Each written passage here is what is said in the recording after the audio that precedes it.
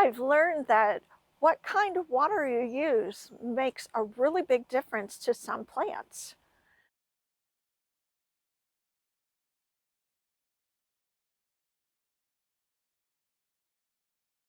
Thank you for joining me here today at Two Doves, Bees and Gardens.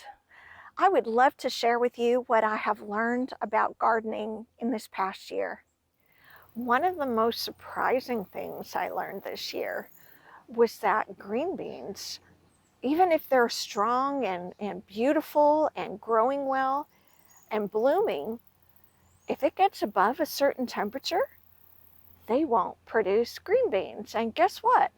Here in Texas, it gets really hot in the summer. The green beans don't produce. They bloom, but they never produce the beans. You can see these green beans here have flowers and they look nice and healthy, but there's no fruit. We haven't gotten a single green bean off these plants yet. I'm hopeful that when the temperatures drop a little further, that we will get some green beans. One thing I've learned is that when you're planting in Texas, timing matters. For green beans, they need to go in very shortly after your last frost date, and then they'll do fine. But once it gets hot, they stop producing. Carrots also, timing is important because once it gets hot, they get bitter. These beans I started in late summer, so I'm hoping that we'll get a fall harvest. They are just starting to flower now, and the temperatures have come down into the 80s, and tomorrow should even be in the 70s. Timing is also important on transplants. These bell peppers, mostly bell peppers, I got in late, and some of them are doing well, but some of them are not doing well at all. I was talking about how timing makes a difference for peppers. These got in earlier, and you can see they are huge and healthy and productive. Another difference in this bed was it has more mulch. Mulch is key to gardening here in Texas. It makes such a huge difference. The plants don't have to work as hard to draw up moisture when the mulch helps conserve it. I learned that having melons 6 feet up in the air does not mean they are safe from predators. More than once we came out and found little scraps of melon on the ground. I learned this year that when a seed packet says full sun, that's not necessarily talking about full sun here in Texas, where it's very hot and the sun is just brutal to the plants. Partial shade works very well for most plants. Full sun is 6 to 8 hours a day. We don't need 14 hours of blazing hot sun for full sun plants. You can see the figs here.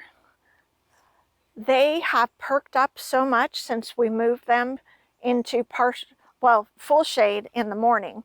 We used to have them where they got full sun all day. When we moved them, their leaves became less dry. Before we moved them, there were a lot of leaves that looked like this.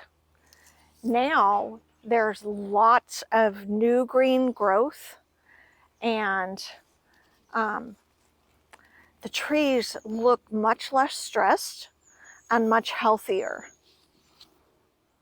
Just look at the leaves on this one. Look at how big and how lush they are. I've learned that what kind of water you use makes a really big difference to some plants. Some plants are fine with city water and just watering out of the hose, but some plants are more sensitive to it, and the chlorine is not good for them. One of those plants that I've discovered that is really sensitive to what kind of water it receives is our blackberries. You can see here, this little plant, it's alive, but it's not thriving. Until recently, it was just on the city water. We had run out of rainwater during the summer, and this one looks like it's completely dead. I keep hoping it'll come back, but I'm not sure it will. And I have recently switched to just watering them with rainwater only. That's the main reason we took on this big project, was so that we would have rainwater to water our plants, because it's so much better for them.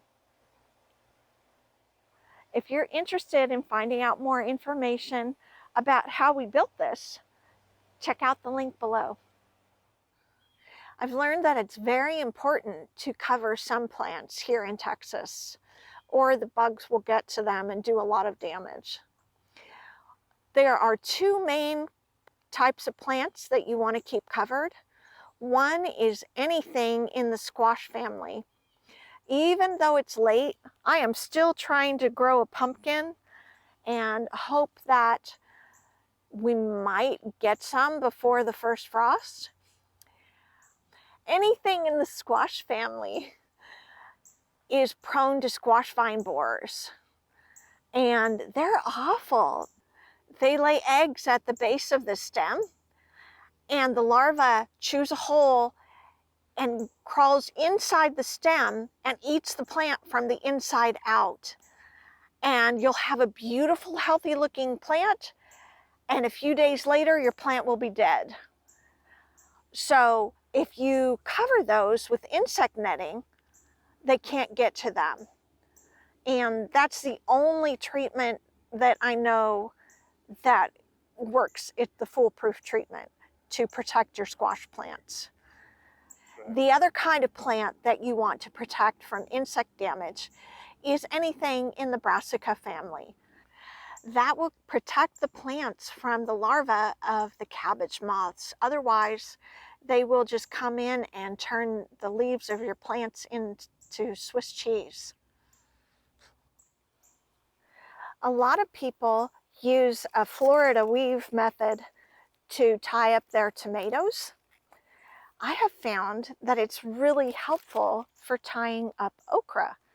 Last year, I had a lot of trouble keeping it from falling over, and I found that this really helps. It just gives the plants a little bit of extra support so they don't fall over, and it makes it easier for me to get in and harvest them.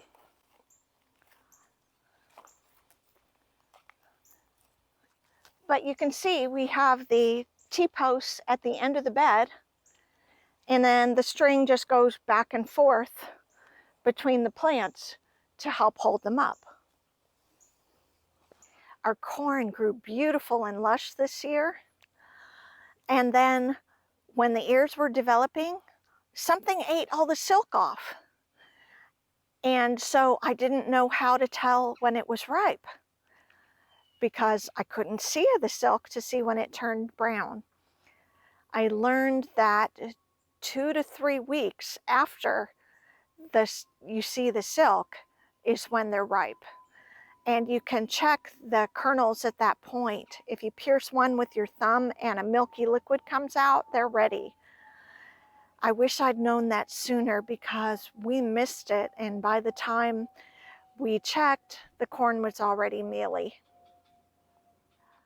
Thank you for watching with us today. I hope you've enjoyed the video. I also hope that you can learn from some of my mistakes so you don't have to make them yourself.